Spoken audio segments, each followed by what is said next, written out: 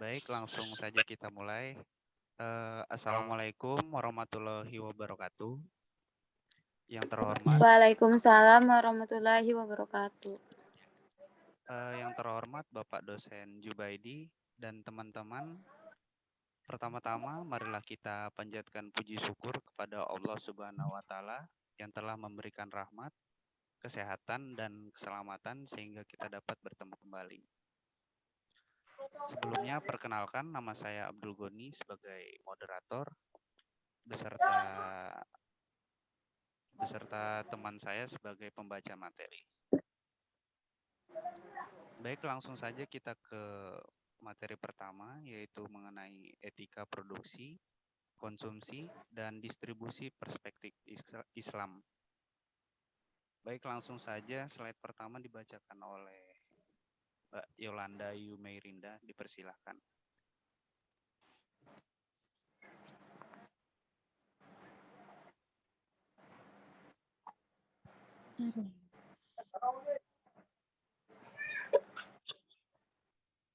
Pengertian konsumsi. Konsumsi adalah pemenuhan kebutuhan konsumen terhadap dirinya baik dalam bentuk barang maupun jasa untuk mengambil manfaat maupun memenuhi kebutuhan. Pengertian konsumsi dalam ilmu ekonomi tidak sama dengan istilah konsumsi dalam kehidupan sehari-hari yang diartikan dengan perilaku makan dan minum. Jadi, perilaku konsumsi tidak hanya menyangkut perilaku makan dan minum saja, tetapi juga perilaku ekonomi lainnya seperti membeli dan memakai baju, membeli dan memakai kendaraan, membeli dan memakai sepatu, dan sebagainya.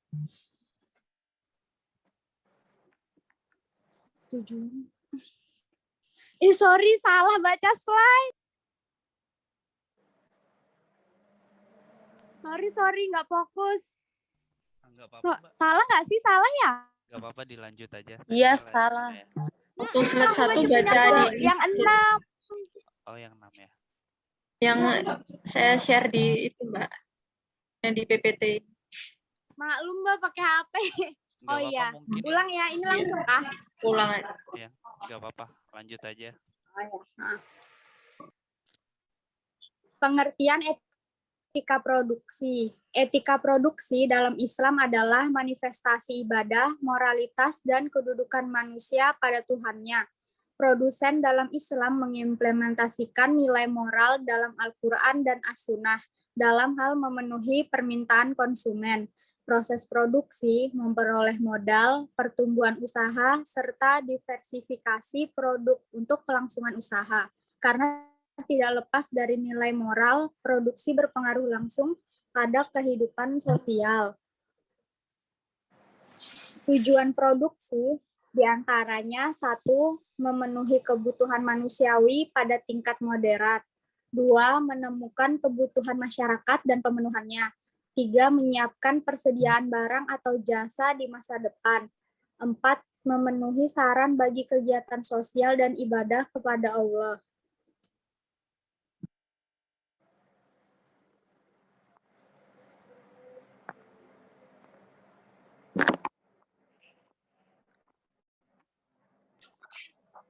Baik, saya akan melanjutkan di slide berikutnya, yaitu prinsip-prinsip produksi. Prinsip-prinsip produksi yaitu memberikan maslahah yang maksimum bagi konsumen. Secara spesifik, tujuan kegiatan produksi adalah meningkatkan kemaslahatan yang bisa diwujudkan dalam berbagai bentuk, diantaranya A. Dilarang memproduksi dan memperdagangkan komoditas yang tercela karena bertentangan dengan syariah. B. Dilarang melakukan kegiatan produksi yang mengarah kepada kezaliman. C. Larangan melakukan ikhtiar atau penimbunan barang. D. Memelihara lingkungan. Selanjutnya yaitu ada etika bisnis dalam proses produksi, moralitas produksi Islam, dan implikasi moralitas produksi. Yang pertama yaitu etika bisnis dalam proses produksi, yaitu etika dalam berproduksi, yaitu peringatan Allah akan kekayaan alam, berproduksi dalam lingkungan yang halal. Yang ketiga ada etika mengelola sumber daya alam dalam berproduksi dimaknai sebagai proses menciptakan kekayaan dengan memanfaatkan sumber daya alam, harus berdasarkan visi penciptaan alam ini dan seiring dengan visi penciptaan manusia, yaitu sebagai rahmat bagi seluruh alam.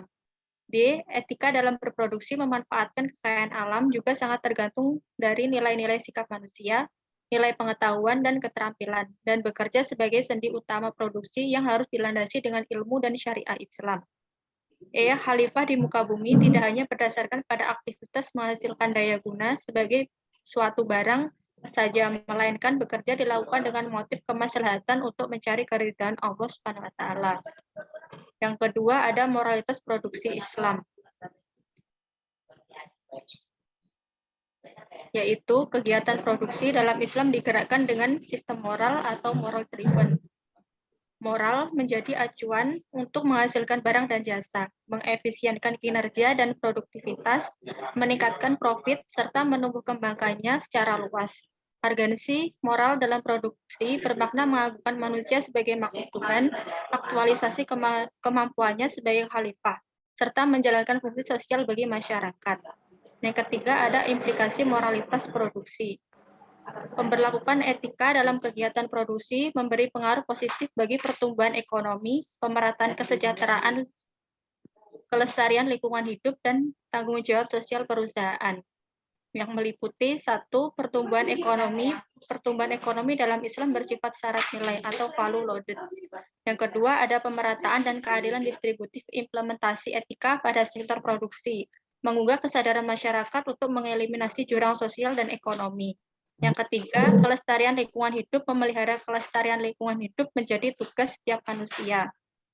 Yang keempat, tanggung jawab sosial perusahaan adalah komitmen produsen untuk memberikan kontribusinya dalam mengembangkan ekonomi yang berkelanjutan dengan memperhatikan tanggung jawab sosial perusahaan dan menitikberatkan pada keseimbangan hidup dalam bidang sosial, ekonomi, dan lingkungan. Baik, selanjutnya akan dilanjutkan. Baik, selanjutnya saya akan lanjutkan slide selanjutnya tentang pengertian konsumsi. Konsumsi adalah pemenuhan kebutuhan konsumen terhadap dirinya, baik dalam bentuk barang maupun jasa, untuk mengambil manfaat maupun memenuhi kebutuhan. Pengertian konsumsi dalam ilmu ekonomi tidak sama dengan istilah konsumsi dalam kehidupan sehari-hari yang diartikan dengan perilaku, makanan, dan minum. Jadi, perilaku konsumsi tidak hanya menyangkut perilaku makan dan minum saja, tetapi juga perilaku ekonomi lainnya seperti membeli dan memakai baju, membeli dan memakai kendaraan, membeli dan memakai sepatu, dan sebagainya. Selanjutnya, tujuan, prinsip, dan etika dalam konsumsi.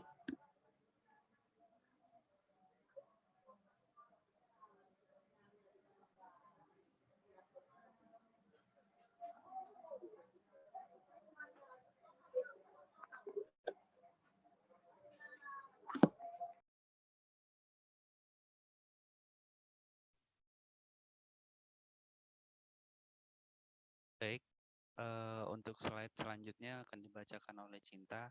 Kepada Cinta dipersilakan.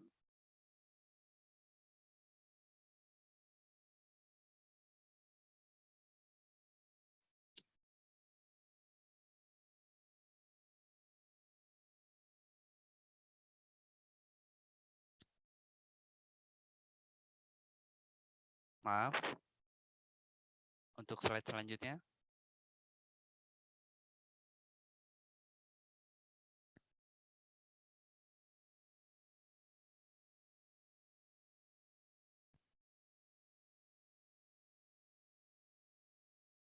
Untuk slide selanjutnya siapa ya yang membaca?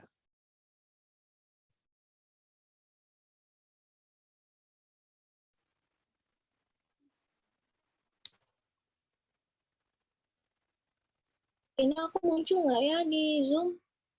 Oh, nggak apa-apa kalau nggak bisa open cam, nggak apa-apa, di ini aja suara.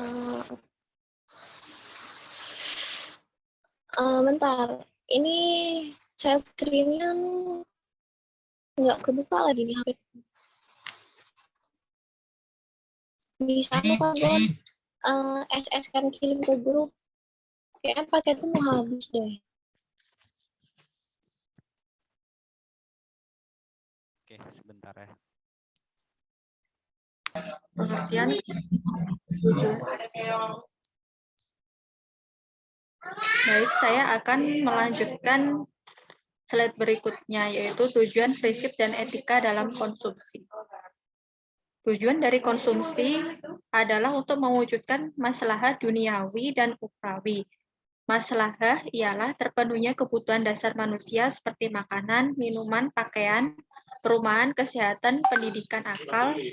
Kemaslahatan akhirat ialah terlaksananya kewajiban agama seperti sholat dan haji. Artinya manusia makan dan minum agar bisa beribadah kepada Allah. Manusia berpakaian untuk menutup aurat agar bisa sholat, haji, bergaul, sosial, dan terhindar dari perbuatan tercela. Yang kedua ada prinsip dan etika dalam konsumsi. Prinsip-prinsip dalam konsumsi terdiri dari prinsip keadilan, prinsip kebersihan, prinsip kesederhanaan, prinsip kemurahan hati, dan prinsip moralitas. Untuk etika konsumsi dalam Islam. Konsumsi Islami akan selalu memperhatikan maslahat, dan maslahat yang paling utama adalah tujuan syariat Islam. Sebagai tujuan utama dalam Islam yang mengarah pada perlindungan agama, jiwa, akal, keturunan, dan harta.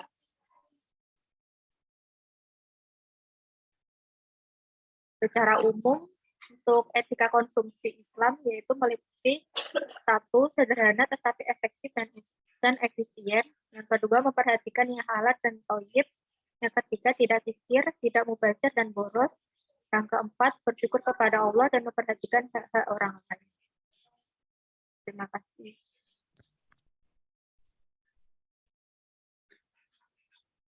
Baik, untuk slide ke-10 akan saya bacakan jenis-jenis distribusi. Tujuan kegiatan distribusi yang dilakukan oleh individu atau lembaga ialah sebagai berikut. Yang pertama, menyampaikan barang atau jasa dari produsen kepada konsumen. Barang atau jasa produksi tidak akan ada artinya bila tetap berada di tempat produsen. Barang atau jasa tersebut akan bermanfaat bagi konsumen yang membutuhkan setelah adanya kegiatan distribusi. Yang kedua, mempercepat sampainya hasil produsen kepada konsumen. Tidak semua barang atau jasa yang dibutuhkan konsumen dapat dibeli secara langsung dari produsen. Ada barang-barang atau jasa-jasa tertentu yang memerlukan kegiatan penyaluran atau distribusi dari produsen ke konsumen agar konsumen mudah untuk mendapatkannya. Yang ketiga, tercapainya pemerataan produksi. Yang keempat, menjaga keseimbangan produksi. Produsen atau perusahaan membuat barang dengan tujuan dijual untuk memperoleh keuntungan. Dari hasil penjualan tersebut dapat digunakan untuk melakukan proses produksi sehingga kelangsungan hidup perusahaan tetap terjamin. Yang kelima, memperbesar dan meningkatkan kualitas dan kuantitas produksi. Yang keenam, meningkatkan nilai guna barang atau jasa. Macam-macam distribusi. Distribusi dibagi menjadi 3, yaitu 1. Distribusi langsung. Yang kedua, distribusi semi langsung. Yang ketiga, distribusi tidak langsung. Selanjutnya, mekanisme distribusi.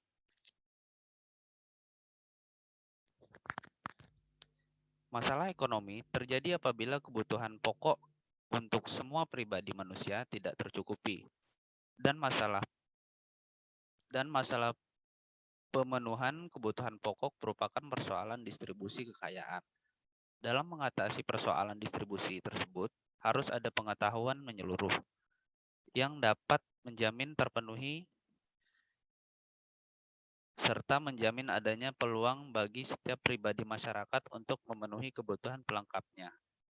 Dalam persoalan distribusi kekayaan yang muncul, Islam melalui sistem ekonomi Islam menetapkan bahwa berbagai mekanisme tertentu yang digunakan untuk mengatasi persoalan distribusi.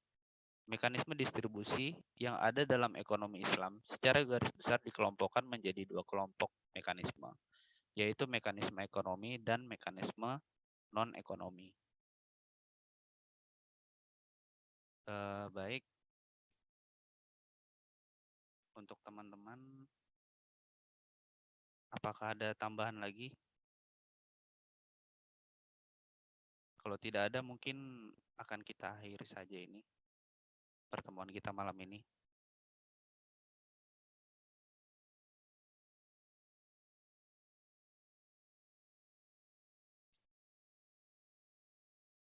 Jika tidak ada, kita langsung ke penutup ya. Kesimpulan dari presentasi kita malam ini. Kesimpulannya, dalam Islam, mekanisme produksi dalam Islam adalah semua kegiatan baik produksi, konsumsi, dan distribusi harus sesuai dengan prinsip-prinsip dasar, yaitu prinsip tauhid, prinsip keadilan, prinsip kebebasan, dan prinsip pertanggungjawaban. Manusia dalam berproduksi, konsumsi, dan distribusi harus sesuai dengan etika Islam yang menjadikan kemakmuran dan ketentraman dalam masyarakat. Etika dalam berproduksi adalah peringatan Allah akan kekayaan alam. Berproduksi dalam lingkaran yang halal, etika mengelola sumber daya alam harus dilandasi dengan ilmu dan syariah Islam sebagai khalifah di muka. Baik, mungkin presentasi kita malam ini sampai di sini saja. Kurang lebihnya mohon maaf. Wassalamualaikum warahmatullahi wabarakatuh. Waalaikumsalam Waalaikumsalam warahmatullahi wabarakatuh.